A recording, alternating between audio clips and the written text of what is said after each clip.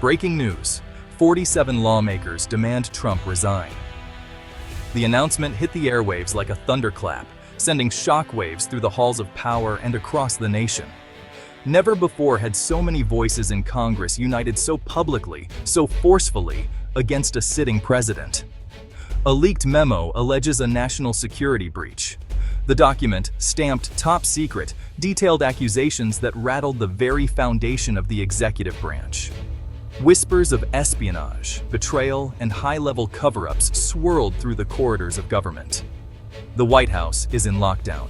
Security protocols snapped into place, doors sealed, and the world's most powerful residence became an island, cut off from the city it once commanded. The headlines blazed across every screen, stark and urgent.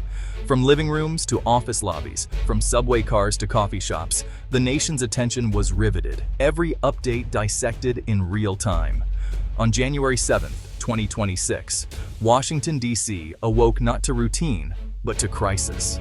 The city's heartbeat was irregular, its streets eerily quiet, as if the capital itself was holding its breath. Sirens cut through the cold morning, echoing off government buildings.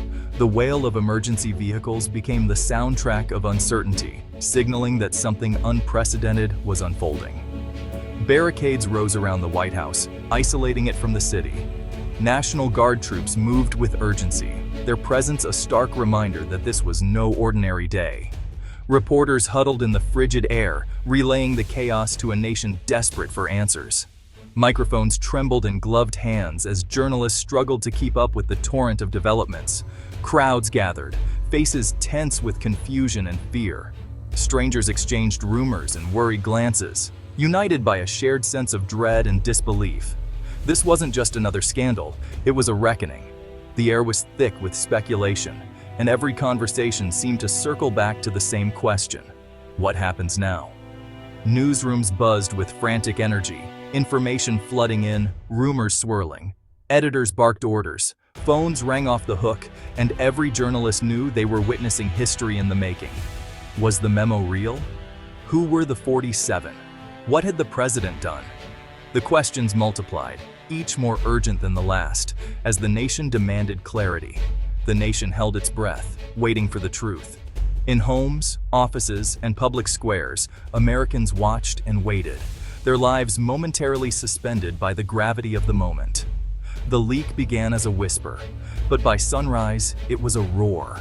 Social media exploded with speculation. Hashtags trended worldwide, and the world's eyes turned to Washington.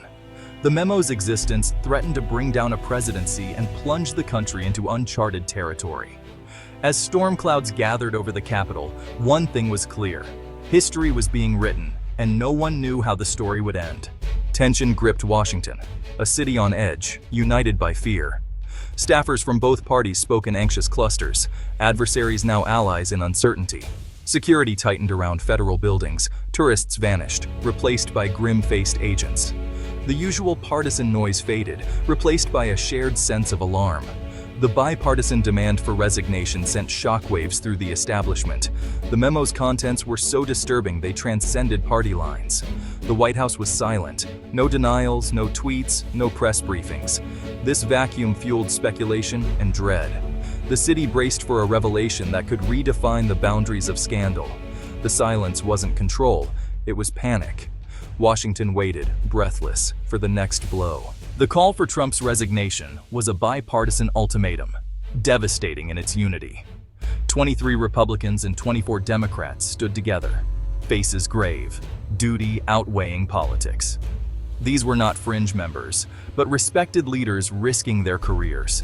Their statement, the memo revealed a grave threat to national security. They acted as Americans, not partisans, compelled by evidence too damning to ignore. Their demand was urgent. The president must resign immediately.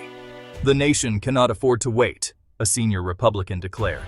This was not a suggestion, but a plea to pull the country back from the brink. The weight of their conscience pressed down on the city. Confirmation of the memo's existence unleashed chaos. Newsrooms erupted, journalists racing to verify every detail. On Capitol Hill, aides scrambled, lawmakers huddled behind closed doors. The 47 were swarmed by reporters, but remained tight-lipped. Social media exploded. Trump resign and leaked memo trended worldwide. Across the country, people stopped everything to watch the news. The story felt personal, a direct challenge to national stability. Excerpts and summaries of the memo began to leak, each more shocking than the last. Official silence from the White House only fueled the storm.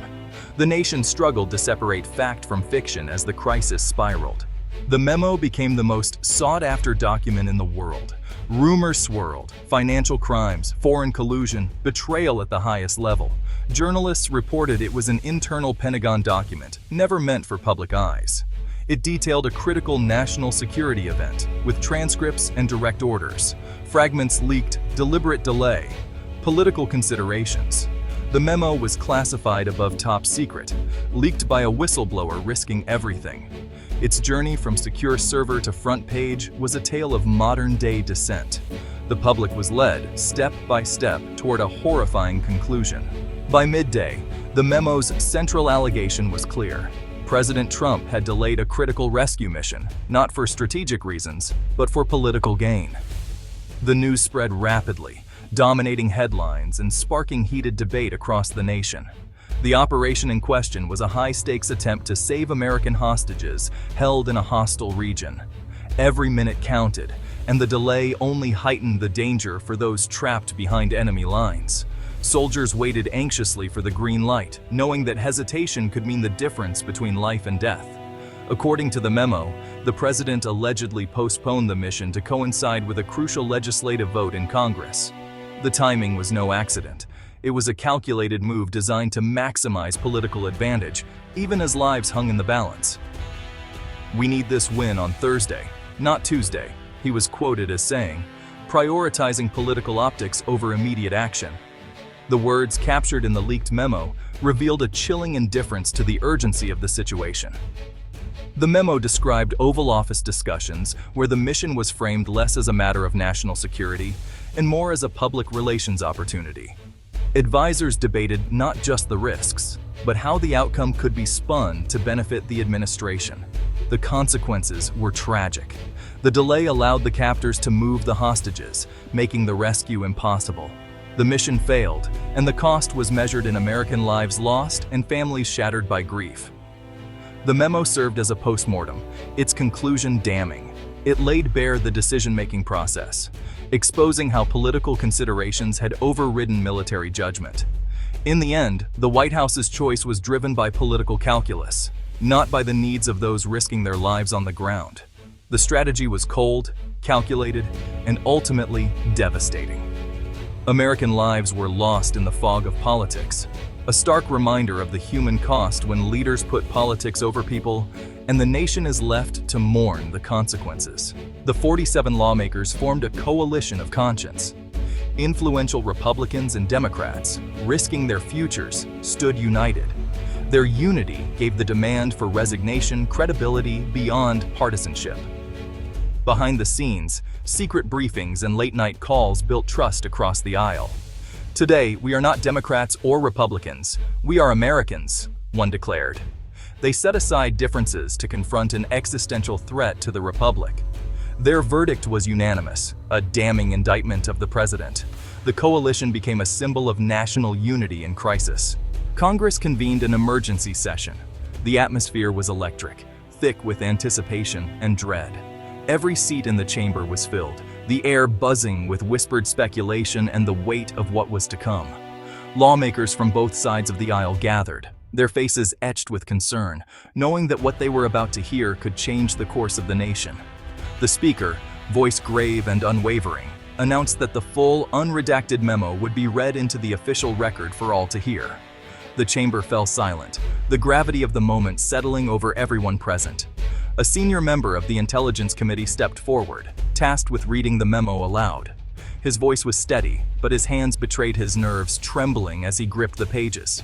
Each word echoed through the chamber, heavy with implication and consequence. As the timeline of the delayed rescue mission was revealed, shock rippled through the room. Lawmakers exchanged stunned glances, some whispering in disbelief, others simply staring ahead, trying to process the enormity of what they were hearing. Gasps and tears replaced the usual partisan chatter. The horror of the revelations was undeniable, cutting through political divisions and leaving only raw, human emotion in its wake. When the president's alleged words, "We need this win on Thursday, not Tuesday," were read aloud, a collective groan swept the chamber. The implication was chilling, and the sense of betrayal was palpable. In that moment, partisan lines vanished. Lawmakers sat together in stunned silence, united not by party, but by the gravity of the truth laid bare before them. The reading became a moment of collective national shame, a reckoning that would be remembered for generations. Heads bowed, lawmakers struggled to compose themselves, fully aware of the historical weight of the moment. As the final words were spoken, the speaker wasted no time. With a sense of urgency, she ordered the memo's immediate public release, determined that the American people should know the truth without delay. Even after the session ended, lawmakers remained seated, paralyzed by the magnitude of what they'd just heard. The chamber, usually so full of noise and debate, was now eerily still. In that silence, they were no longer just politicians or partisans. They had become witnesses to history, bearing the responsibility of what would come next. The crisis was now fully exposed, its details laid bare for all to see. Congress stood at the very center of the storm, tasked with guiding the nation through the aftermath. Across the country, Americans watched, transfixed and anxious, as the truth came to light.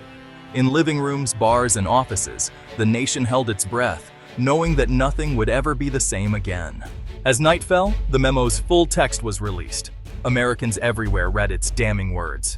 Shock and sorrow swept the nation. Protests formed, candles flickered outside the White House. Signs demanded accountability. This was not a partisan moment, but a national reckoning. The Department of Justice launched a criminal investigation. The Secretary of Defense resigned. Rumors swirled of the cabinet invoking the 25th Amendment. The president remained silent, the country on edge. Institutions were tested as never before. The future was uncertain. The night ended with no resolution. Congress braced for the fight ahead. As dawn approached, a shaken America waited for answers, its fate hanging in the balance.